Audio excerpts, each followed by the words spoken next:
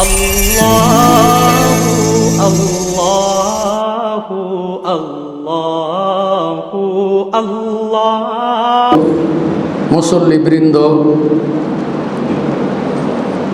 আল্লাহর অশেষ শুকরিয়া। আমরা গত সপ্তাহে আমাদের এই তাফসির হওয়ার কথা ছিল, তো তার আগের দিন এখানে একটি বৈঠক ছিল, যার কারণে সেটাকে স্থগিত করেছিলাম যে পরস্পর 2 দিন দার্স দিলে এটা আল্লাহ রসুল সাল্লাল্লাহু আলাইহি ওয়াসাল্লামও এই কাজ করেছিলেন, যে মহিলারা বললেন যে আমাদেরকে আপনি প্রত্যেক দিন উপদেশ দেন। তা আল্লাহ রসুল সাল্লাল্লাহু আলাইহি সাল্লাম বললেন যে প্রত্যেক দিন যদি এরকম বৈঠকের ব্যবস্থা করা হয় তখন মানুষ বিরক্ত বোধ করবে। এই জন্য গত সপ্তাহে যেহেতু বৃহস্পতিবার এখানে একটা প্রোগ্রাম ছিল, যার কারণে শুক্রবারের প্রোগ্রামটা স্থগিত করে দিয়েছিলাম। আজকে আলহামদুলিল্লাহ আপনাদের সামনে উপস্থিত হতে পেরেছি, আল্লাহর লোক শুকরিয়া। আমরা শুকরিয়া স্বরূপ বলি আলহামদুলিল্লাহ। আপনারা জানেন যে প্রত্যেক দার্স বা খুতবাতে কিছু না কিছু উপকার হবে ইনশাআল্লাহ। এখানে কোরআন হাদিসের যেহেতু আলোচনা, আজকে দেখেন সবচাইতে লোক সমাগম বেশি হয়েছে, আলহামদুলিল্লাহ, আল্লাহ লাখ শুকরিয়া। কারণ হচ্ছে যে এখানে প্রশ্ন উত্তর একটা পর্ব চলে, প্রশ্ন উত্তরে অনেক অজানা জিনিস। আমি যখন খুতবাতে বের হই তখন অনেক মানুষ অনেক কিছু জানতে চায়, কিন্তু সময় পায় না। ওই দাঁড়িয়ে দাঁড়িয়ে তাদের মনের কথা, তাদের প্রশ্ন তারা জিজ্ঞেস করে। তো যেহেতু এখন একটু ওপেন সময়, আপনারা প্রশ্ন করবেন, ইনশাআল্লাহ আমি যথাসাধ্য চেষ্টা করব আপনাদের সঠিক কোরআন হাদিস অনুযায়ী উত্তর দেওয়ার চেষ্টা করব ইনশাআল্লাহ তাআলা। আমি আপনাদের সামনে সূরাতুত তাহরিমের 6 নম্বর আয়াত আর বুখারীর 13-85 নম্বর আয়াত না হাদিস আমি পাঠ করেছি। এটাকেই কেন্দ্র করে আজকের যে বিষয়টি বর্তমান প্রেক্ষাপটে, যে আমাদের এখন আমরা যারা হয়তো দাদা নানা হয়ে গেছি, কিন্তু এখন যেগুলো নতুন প্রজন্ম, তাদের দিক নির্দেশনা কিছু দেওয়ার জন্যে মূলত আজকের বিষয়টি নির্ধারণ। যদিও আংশিক অন্য অন্য খুতবাতে বা দার্সে আলোচনা হয়ে থাকে, যেমন সালাতের ব্যাপারটা আমরা প্রত্যেক জুমাতে কিছু না কিছু একটা সালাতের অংশ আমরা রাখি। কারণ হচ্ছে যে সালাত ছাড়া মানুষের কোনো ইবাদত কবুল হবে না।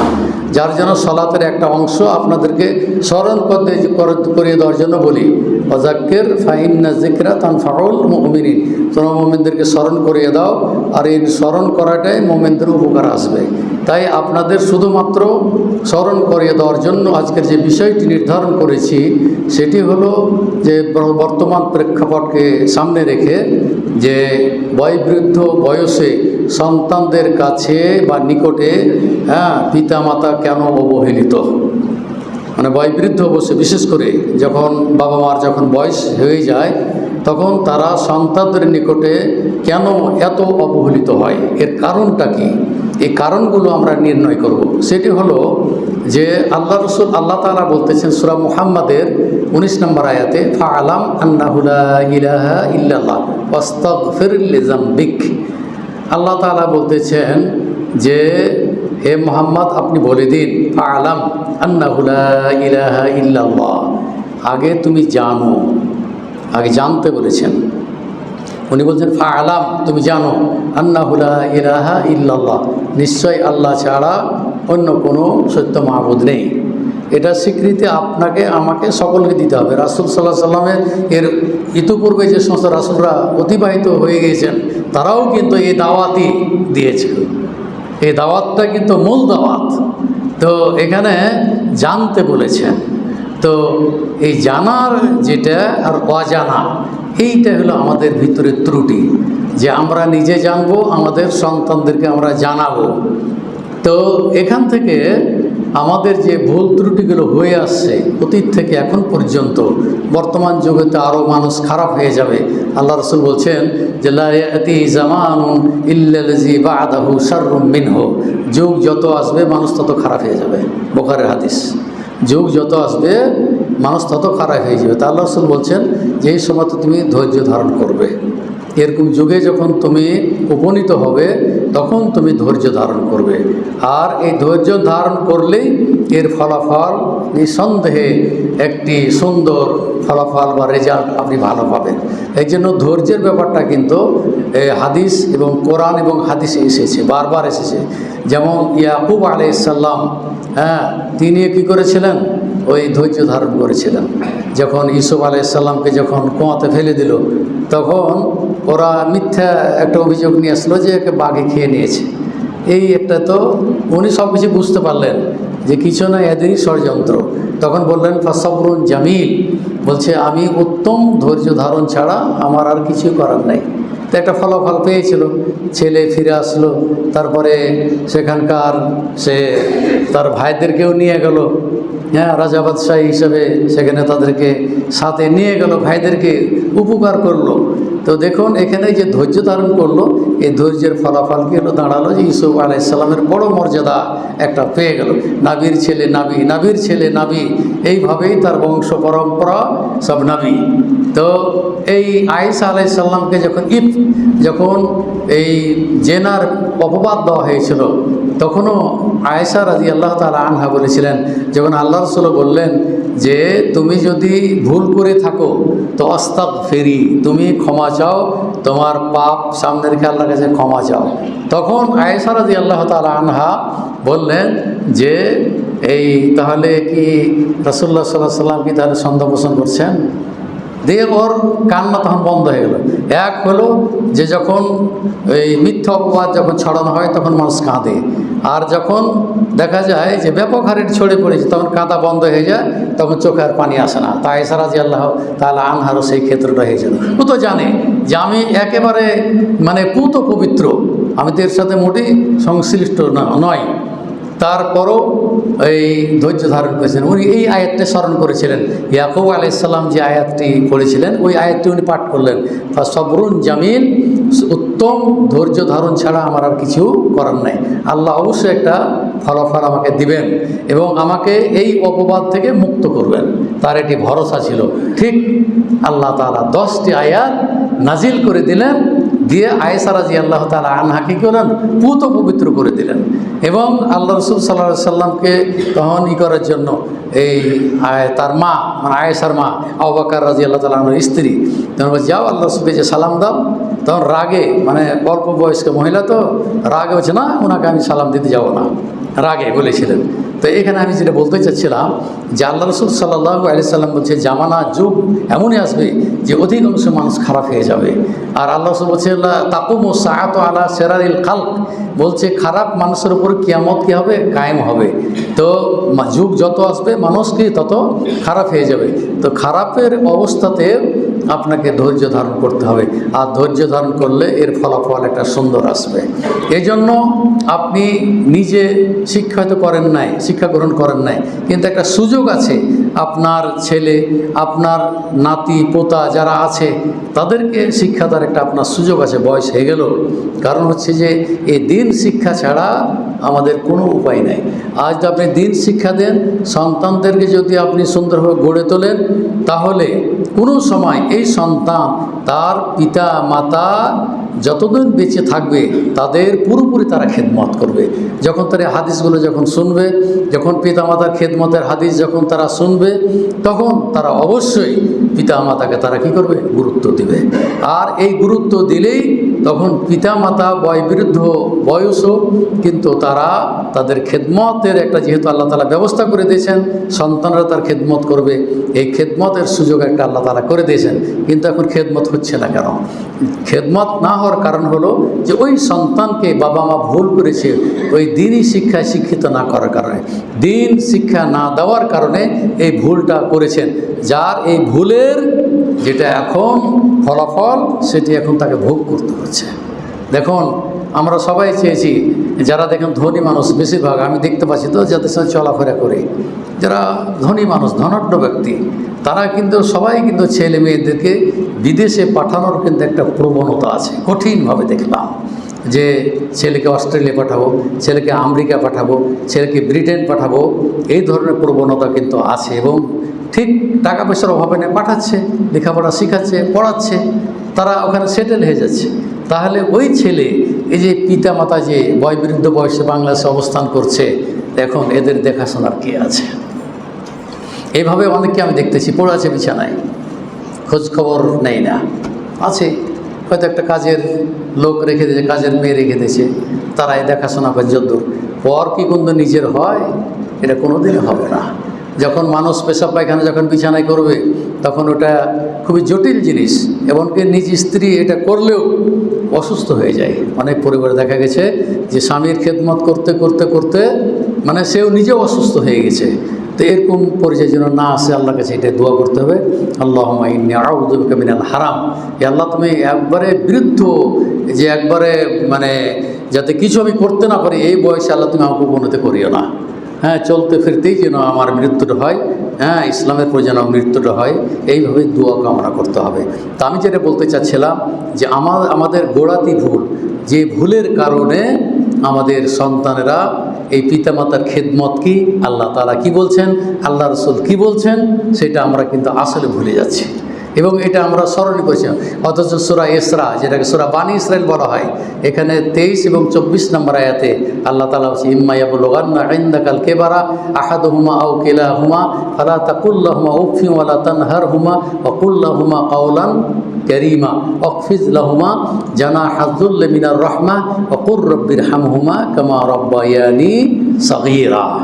হ্যাঁ, লম্বা আয়াত আছে, তার আগে আছে ওয়াকাযা রাব্বুকা আল্লা তা'বুদু ইল্লা ইয়াহু ওয়া বিল ওয়ালিদাইনি ইহসানা থেকে শুরু হয়েছে যে আল্লাহর ইবাদত করো, তারপরে পিতামাতার খেদমত করো, যেটা সোজা অনুবাদ যে আল্লাহর ইবাদত করো এবং পিতামাতার কী করো, খেদমত করো, পিতামাতার সাথে সৎ ব্যবহার করো, সদ্য ব্যবহার করো, হ্যাঁ তাদের সাথে সুন্দর আচরণ করো, ভদ্র আচরণ করো।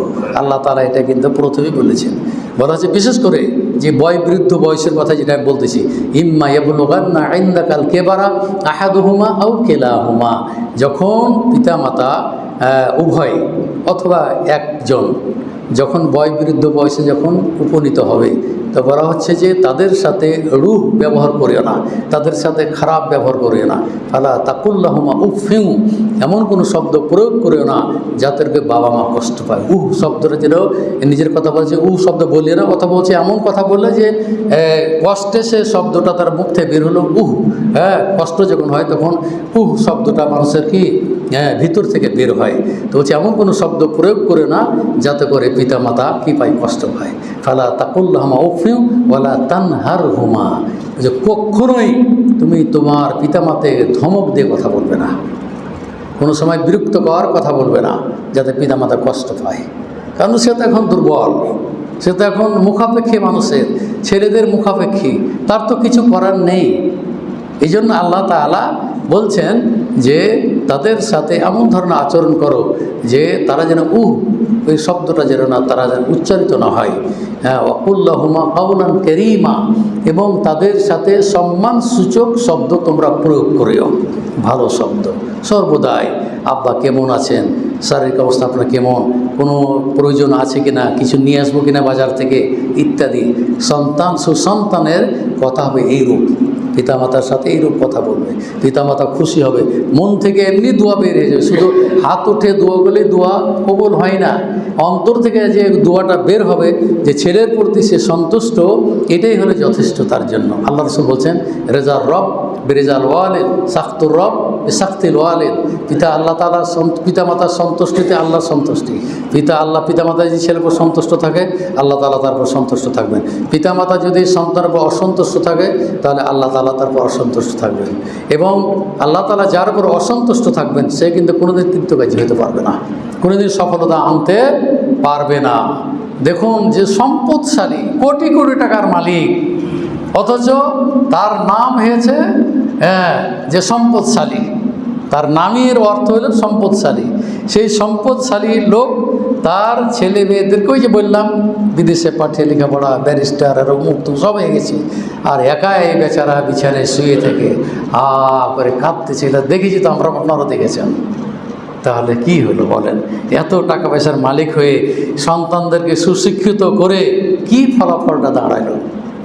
আপনার ছেলে যদি ওই রকম দিনই শিক্ষিত হতো, তাহলে আপনার পাশে এসে দাঁড়াইতো, আপনার কাছে আসতো, আপনার খেদমত করতো, দোয়া করতো। কোন দোয়া? যেটি আল্লাহ তাআলা শিক্ষা দিয়েছেন, রব্বির হামহুমা কামা রব্বায়ানি সাগীরা। রব্বির হামহুমা, আল্লাহ হে আমার রব, তুমি কি করো, আমার পিতা মাতাকে তুমি দয়া করো, তাদের প্রতি রহম করো। যেভাবে পিতা মাতা আমাকে ছোটোবেলায় লালন পালন করেছিলে, দয়া ময়া করেছিল আমার প্রতি, সেরূপ আল্লাহ তুমি তাদের প্রতি দয়া করো। এটা কত চমৎকার দোয়া, পিতা মাতার জন্য একটি সুন্দর দোয়া। হ্যাঁ, সেটা হলো কি, যে রব্বির হামহুমা কামা রব্বায়ানি সাগীরা। এর আগে আপনাদেরকে একটা হাদিস শুনিয়েছিলাম। সেদে হাসতে হচ্ছে যে একজন সাহাবী এসে বলছেন যে আরাতুল গাজওয়া, হে আল্লাহ রসুল, আমি যুদ্ধে যেতে চাই। জি ইতুকা আস্তাশিরুকা, আমি আসলাম আপনার নিকটে পরামর্শ করার জন্য। তো আল্লাহ রসুল বললেন, হাল্লাকা মিন উম্মিন, তোমার মা কি বেঁচে আছেন? আল্লাহ রসুল বলছেন, তোমার মা কি বেঁচে আছেন?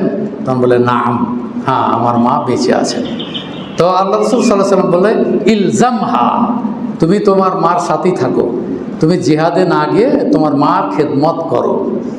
কী করো? যে ফাইনাল জান্নাতা ইনদা রিজলিহা, কারণ জান্নাত যে তার পায়ের পাশে, পায়ের নিচে না, পাশে। তার মানে যে মার খেদমত করলে তুমি জান্নাত পাবে। এই অনুবাদ হলো এটা সরল অনুবাদ, যে তুমি তোমার মার যদি খেদমত করো তাহলে এর বিনিময়ে রয়েছে কি, জান্নাত। তো এখান থেকে বোঝা গেল যে সন্তান, সুশিক্ষিত সন্তান যদি দিনই শিক্ষায় শিক্ষিত হয়, অনেক সন্তান আছে তারা জেনারেল শিক্ষিত, কিন্তু তারপরেও তারা ইসলামী গবেষণায় তারা আছে, তারা বিভিন্ন রকমের বিষয় ভিত্তিক এখন বই পাওয়া যায়। পিতামাতার বিররুল ওয়ালিদাইন, পিতামাতার খেদমত, পাড়া প্রতিবেশীর হক, মানুষের সাথে কীভাবে চলা করা, লেনদেন, দান, সদকা, জাকাত, রমজান, সিয়াম, যত রকমের ইবাদতের কথা এসেছে সব বিষয়ভিত্তিক বইকে দেখো, ছোটো সব বই বের হয়েছে এবং হাদিস কোরআন দিয়ে মোটামুটি বইগুলো সব লেখা হয়েছে। তো এই বইগুলো যদি আপনারা যারা জেনারেল শিক্ষিত মানুষ আছেন, যদি আপনারা পড়েন তাহলে অনেক কিছু আপনারা জানতে পারবেন। আমাদের একজন প্রফেসর, ইলসামারি বাড়ি ছিল ওনার, চাঁপাইনবাবগঞ্জে, দিয়াড় অঞ্চলের মানুষ উনি। তো উনি টিচার্স ট্রেনিংয়ের টিচার ছিলেন। তো উনি কিন্তু আসলে ইংলিশ লেখাপড়া করেন নাই, কিন্তু পুরো ইংলিশ নিয়ে তার জীবনটা অতিবাহিত হয়েছে। হ্যাঁ, আল্লাহ ওনাকে জান্নাতবাসী করুক। ওনাকে আপনারা চিনতে পারবেন, প্রফেসর আব্দুর রাজ্জাক নাম। তো আমি এতে আমবাগানে যেতাম প্রোগ্রাম করতে, তো উনি আসতেন, আর যখন তখন তিনি আমাকে প্রশ্ন করতেন, বলছে যে শুধুমাত্র আপনাকে পাই আমি, অন্য যারা শাইখ আছে এদের মোবাইলে ব্যস্ত, কথা বললে ভাই সময় নেই, হ্যাঁ মোবাইল বন্ধ থাকে, কিন্তু আপনাকে যখন আমি ফোন দিই তখন আপনাকে পাই আমি। তো দেখা যায় যে একটা আলেমের চেয়েও সে কিন্তু অনেক কিছু গবেষণা করে শিখত এবং শেষ জীবন পর্যন্ত সে কিন্তু ওইভাবেই সেই করে গেছে, লেখাপড়া করে গেছে। তো যখন মারা গেলেন তখন আমরা যখন শুনলাম, যারা আমরা সবাই জানাজা পড়তে গিয়েছিলাম, মানে অন্তর থেকে একটা ভালোবাসা ছিল, জানাজা পড়তে গিয়েছিলাম। তো এরপরে ওর স্বামী জীবদ্দশায় যেগুলো করে গেছে, তার স্ত্রী উনি কিন্তু সেটাই করতেছেন। আলেমদেরকে উনি ভালোবাসতেন, ওই হাদিয়াও দিতেন, আমাকেও হাদিয়া দিতেন। তো উনি মারা গেলেন, তখন ওর স্ত্রী আমাকে একদিন ফোন দিচ্ছেন, বলছে ভাই আপনাকে, আমার স্বামী আপনাকে প্রশ্ন জিজ্ঞেস করতো, ওর মধ্যে থেকে আমি শিখতাম, আমিও প্রশ্ন করতে বলতাম, তো অনেক কিছু আমরা শিখেছি আপনার কাছ থেকে। তো আমার স্বামীর যেগুলো ওসিয়ত আছে সেগুলো আমি এখনও পুরা করতেছি। তা না বলছি, না আমার আর দরকার নাই, তখন হয়তো একসময় দিয়েছে আপনার স্বামী, আর আমার প্রয়োজন নাই। তারপরেও মনে করেন ওই যে ভালোবাসার একটা দিক, উনি এখনও আমার বাসাতে ওই হাত দিয়ে পাঠায়, এখনও পাঠায়। তো আমাদের নওদাপাড়া মাদ্রাসাতে ওনার স্বামী 50,000 টাকা করে দেয়, দিত কাবে, ওনার স্ত্রী কিন্তু 50,000 টাকা দেয়। তো আমি যেটা বলতে চাচ্ছিলাম যে আপনার জেনারেল শিক্ষিত হলেও যদি এই ধরনের গবেষণা করেন, যদি লেখাপড়া করেন, অনেক কিছু শিখতে পারবেন। আপনার দ্বারাতে আপনার মা ওই বৃদ্ধাশ্রমে যাবে না, আপনার দ্বারায় আপনার মা, আপনার পিতা মাতা ওই বৃদ্ধাশ্রমে আর তারা কখনোই যাবে না।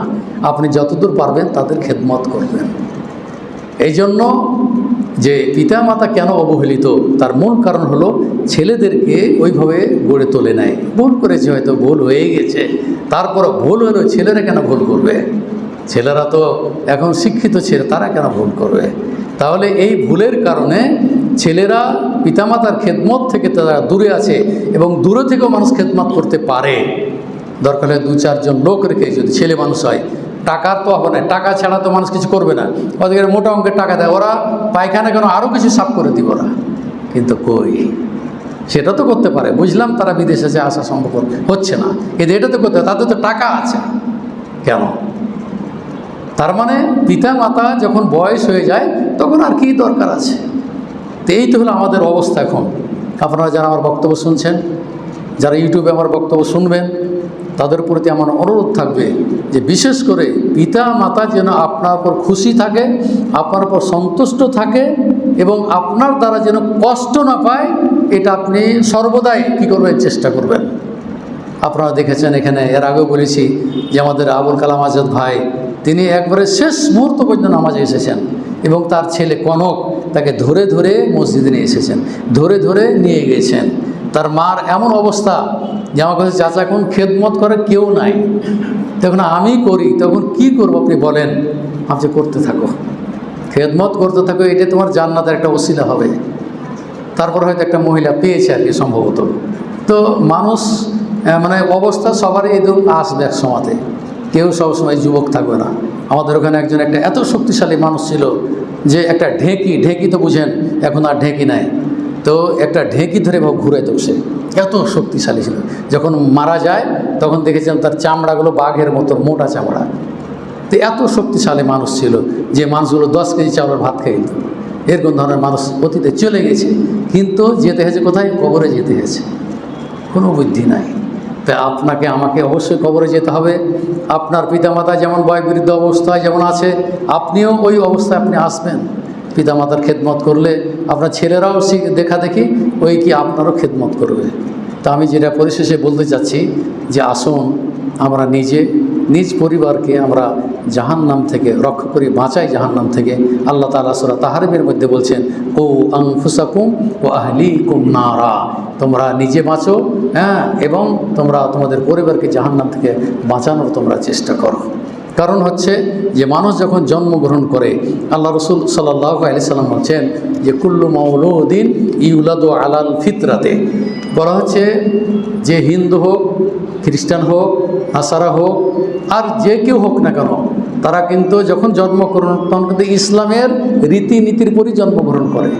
এর মানে এই নয় যে ওই ইহুদির ঘরে জন্ম ইহুদি না, প্রত্যেকটার জন্ম যেটা হয়, আল্লাহ বলছেন কুল্লু মাউলুদিন ইউলাদু আলাল ফিতরা, প্রত্যেক সন্তান সন্ততি ইসলামের রীতিনীতির ওপরে কী হয়, জন্মগ্রহণ করেন। তারপরে আবওয়াহু, তখন তাদের পিতামাতা ইউহাউদানিহি, তারা যদি ইহুদি হয় তারা ইহুদি বানানোর চেষ্টা করে, আউ ইউনাসসিরানিহি, তারা যদি খ্রিস্টান হয় তাহলে খ্রিস্টান হিসেবে তারা কি করে, তাদেরকে লালন পালন করে ওইভাবে তৈরি করে, আউ ইউমাজ্জিসানিহি, যারা অগ্নি পূজক বা হিন্দু, এরা কি করে তাদের সন্তানকে ওইভাবে তারা কি করে গড়ে তোলে, তারা এইভাবে কী করে গড়ে তোলে। তাহলে পরবর্তীতে বাবা মার কারণে ছেলেদেরকে কেউ ইহুদি বানায়, কেউ নাসারা বানায়, কেউ খ্রিস্টান বানায়, কেউ অগ্নিপূজক বানায়, কেউ হিন্দু বানায়, বিধর্মী বানায়, বৌদ্ধ বানায়, এইভাবে বানায়। তা আল্লাহ সাল্লাল্লাহু আলাইহি ওয়াসাল্লাম বলছেন যে প্রত্যেকটা সন্তান যখন জন্মগ্রহণ করে ইসলামের রীতিনীতির উপরই জন্মগ্রহণ করে। তো ইসলামী রীতিনীতির উপরেই আপনার সন্তানকে গড়ে তুলতে হবে, তাহলে অবশ্যই আপনি সফল পিতা একজন। আপনার সন্তানকে যে এই যে ছেলেগুলো আছে এরাকে যদি আপনি মসজিদে নিয়ে আসেন, তা আল্লাহ রসুল সাল্লাল্লাহু আলাইহি সাল্লাম বলছেন মুরু আওলাদাকুম বিসসালাহ। দেখুন একটা আদর্শ পরিবার আপনার খেদমত করবে কিনা, দেখুন এই ছেলেগুলোকে আল্লাহ রসুল বলছেন যে মুরু আওলাদাকুম বিসসালাহ, তুমি তোমার সন্তানদেরকে সলাতের নির্দেশ দাও, সলাত পড়ার আহ্বান করো। আহম আবনাউ সাবঈ সিনিন, তার বয়স যখন 7 বছর হবে তখন কি করো, সলাতের ট্রেনিং দাও। অজরিবুহুম আলাইহা অহম আবনাউ 10 সিনিন, আর যখন 10 বছর বয়স হবে তখন তাদেরকে জোর করে মসজিদে নিয়ে আসতে হবে, যাতে করে বড় হয়ে গেলে যাতে পিতামাতার অবৈধ না হয়। তো এইভাবে ট্রেনিং দেন। আপনার সন্তান তো বড় হয়ে গেছে, এখন যারা আপনার নাতি আছে, হ্যাঁ, এদেরকে আপনি নিয়ে আসেন মসজিদে, ট্রেনিং দেন, পড়ান, তাহলে তো আপনি একজন আদর্শ পরিবার হিসাবে আপনার সন্তানদেরকে গড়ে তুলবেন আপনি। তা আল্লাহ তাআলার এটা নির্দেশ, আল্লাহ রসুলের নির্দেশ, এটা আবু দাউদের 495 নম্বর হাদিস। এরপরে আল্লাহ রসুল বলছেন যে সালাতের ব্যাপারে যে আজকে যেমন একটা কথা বলেছি আমি, আল্লাহ রসুল বলছেন লা তাতরুকান্না সালাতান মাকতুবাতান, বলছে তোমরা কোনো সময় ফরজ মুতাআম্মিদান ইচ্ছাকৃতভাবে তোমরা পরিত্যাগ করে না, ফরজ সালাত পরিত্যাগ করিও না। তার কারণ হচ্ছে ফাইন্নামান তারাকা সালাতান মাকতুবাতান মুতাআম্মিদান, যে ব্যক্তি ইচ্ছাকৃতভাবে ফরজ সালাত পরিত্যাগ করবে ফাকাত বারিয়াত মিনহু জিম্মাতুল্লাহ, তাহলে আল্লাহর দায় দায়িত্ব থেকে আল্লাহ তাআলা মুক্ত। মানে ওর জাহান্নামে কি জান্নাতি এটা আল্লাহর দায় দায়িত্ব থাকবে না। কিন্তু যে সালাত আদায় করে আল্লাহর দায়িত্ব এটা, হ্যাঁ, যাকে তার বিনিময়ে আল্লাহ তাআলা জান্নাত দিবেন। তো দেখুন, সালাতের ব্যাপারে যেমন কঠোরতা রয়েছে, বাচ্চাদেরকেও ঠিক এই ট্রেনিং দেওয়ার ব্যাপারে কিন্তু কঠোরতা রয়েছে। তাই আসুন, বক্তব্য যেহেতু দীর্ঘায়িত করব না, দীর্ঘায়িত করলে এক সময় দেখা যাবে লোকই পাওয়া যাবে না। এই জন্য বক্তব্য কোনো সময় দীর্ঘায়িত করতে হয় না। অল্প কথার মধ্যে যতটুকু শিক্ষা গ্রহণ করলেন এটাই আপনাদের জীবনে বাস্তবায়ন করার চেষ্টা করবেন। দোয়া করে আপনাদের জন্য, দোয়া করে আপনাদের সন্তানের জন্য, দোয়া করে আপনাদের পরিবারের জন্য। আল্লাহ যেন প্রত্যেকটা পরিবারকে যেন একটা আদর্শ পরিবার হিসেবে যেন আল্লাহ কবুল করে নেন। আজকে এই বলে আমার বক্তব্য সমাপ্ত করলাম। এখন আমাদের প্রশ্ন উত্তর পর্ব শুরু হবে। আপনারা অংশগ্রহণ করুন, শোনার চেষ্টা করুন এবং আমার বক্তব্য জানেন যে এই সর্বোচ্চ এই 15-20 থেকে 20 মিনিট, আর প্রশ্ন উত্তর হয়তো 20 থেকে 30 মিনিট। হ্যাঁ, এই বলে আমার বক্তব্য এখানে শেষ করবো ইনশাআল্লাহ তাআলা। আসসালামু আলাইকুম ওয়া রাহমাতুল্লাহি ওয়া বারাকাতুহু। আসসালামু আলাইকুম।